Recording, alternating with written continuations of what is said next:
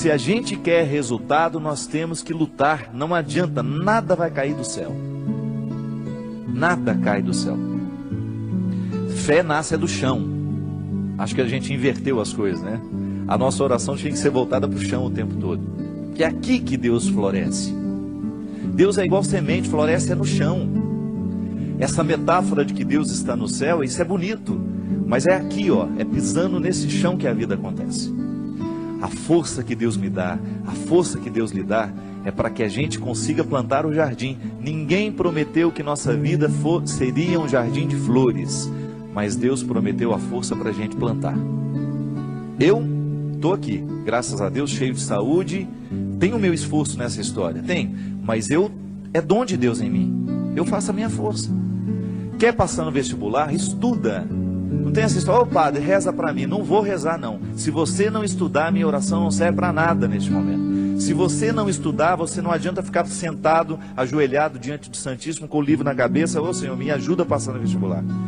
Faça primeiro a sua tarefa, depois você tem o direito de esperar pelo dom. É aquilo que a gente fala, sempre.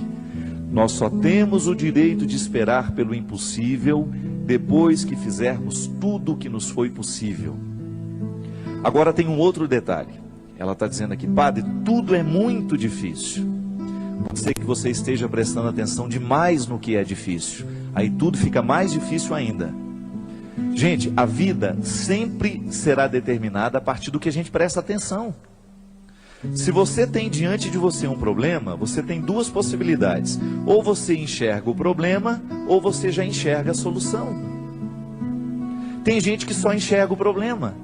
Aí dificilmente encontra a solução, porque fixa os olhos no problema e aí não tem olhos para encontrar a solução. E aí depende de como nós interpretamos a vida. Tem gente que adora dificuldade, tem gente que adora problema. E acaba se tornando uma fonte de problemas, porque não está disposto para soluções. Tem gente que não sabe viver sem um problema.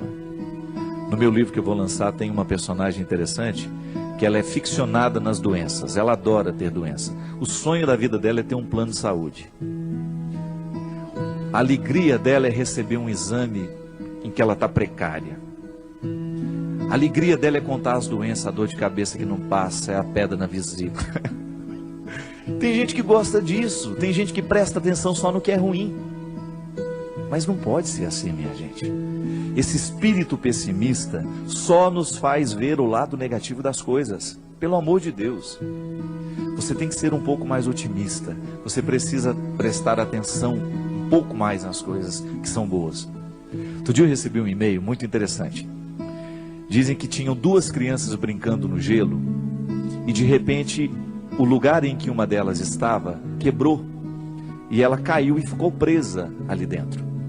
E a outra criança, num ímpeto de salvar aquela outra que estava ali dentro, quase morrendo já congelada, retirou o seu patins e começou a quebrar aquela outra parte lateral para que desse espaço para retirar o amiguinho que estava ali dentro.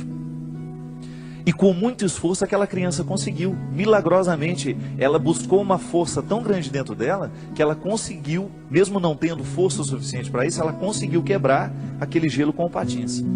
E quando chegou o adulto, né, que viu a situação, não acreditou. E foram chegando outras pessoas, até que uma delas falou assim, como é que esse menino conseguiu quebrar esse gelo e retirar a outra criança que estava aí dentro? Aí o outro falou assim, é porque nenhum de nós estávamos aqui para dizer que ele não conseguia. E é interessante. Quando nós estamos diante de uma situação difícil, é muito natural que outras pessoas, tomadas por um espírito de porco, venham dizer, você não vai conseguir isso não, não vai dar certo não, não é? E sempre tem um assim, eu não falei? Eu não sei não, estou achando que esse negócio vai dar certo não. Sempre tem um espírito de porco pronto para jogar uma frase destrutiva, que vai desanimar. Mas não. Se a gente não presta atenção nesses discursos, nós vamos extrair coragem dentro de nós, de um jeito que a gente não sabia que tinha. Então, minha filha, às vezes, tudo está tão difícil. Não, não é bem assim. É que nós olhamos tudo de maneira difícil. Não é que tudo está difícil, é que nós olhamos tudo de maneira difícil. difícil. Não pode ser assim. Nós precisamos ser um pouco mais otimistas. Dificuldade existe na vida de todo mundo. Elas estão por toda parte. Agora, a maneira como nós encaramos essas dificuldades é que vai fazer a diferença. São 5.000 pessoas para 5 vagas. Não fique preocupada, viu? 90% destes 5.000 que estão tentando essa vaga não estudou do jeito que você estudou. Se você verdadeiramente se prepara para as coisas, você já elimina boa parte dos concorrentes, porque a maioria é mais ou menos. A maioria está vivendo mais ou menos. A maioria está fazendo mais ou menos. São poucas as pessoas que verdadeiramente estão tomando a vida com responsabilidade do jeito que ela precisa. São poucos os jovens que na fase de 16, 17 anos estão levando o colégio a sério. São poucos os universitários que hoje estão cursando a faculdade com a disciplina que a profissão vai exigir um dia. São poucos os profissionais que verdadeiramente estarão bem preparados para nos atender nos seus consultórios de advocacia, nos seus consultórios dentários, nos seus consultórios médicos, porque são poucos os que verdadeiramente estão fazendo o que devem fazer. Estou sendo pessimista? Não. É só você olhar para o jeito como estão vivendo os nossos universitários, a maneira como eles estão se preparando para a futura profissão. E eu sempre digo, quer ser um bom profissional, estude bem o que você está estudando. Porque você não tem o direito de ser mais ou menos. Não tem. A maior preocupação minha que eu tenho como padre, minha gente, é a qualidade dos nossos padres nos dias de hoje. Você que é padre sabe muito bem o quanto que você é exigido nos dias de hoje. Você precisa ser um homem de sabedoria. Você precisa ser um homem que estabeleça uma ponte com a cultura, com a sociedade.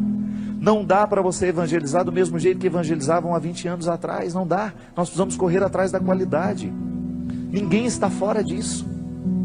Você aí na sua área, você precisa correr atrás da sua qualidade. Você que é médico, você que é dentista, você sabe o quanto você precisa se aperfeiçoar para você continuar de pé no mundo de hoje. Hoje nós estamos no tempo da competência e não é problema. Isso tem que nos motivar para a gente querer, reconhecendo, ainda que seja um mínimo dentro de nós. Nós merecemos cuidar desse mínimo, chegar a aperfeiçoar cada vez mais esse processo, aumentar cada vez mais as nossas possibilidades. E aí na hora que a gente esbarra na nossa fragilidade, a gente tem que aprender com ela. Ela não tem que nos desanimar. Mas muito mais que a qualidade profissional, antes dela é a nossa qualidade humana. Muito mais que um bom médico, você precisa antes é ser um bom pai, ser um bom filho, ser um bom irmão. É isso que faz verdadeiramente a felicidade vir acomodar-se dentro de você. Não adianta você se realizar na sua profissão se você não se realiza como pessoa. E é disso que hoje nós estamos falando.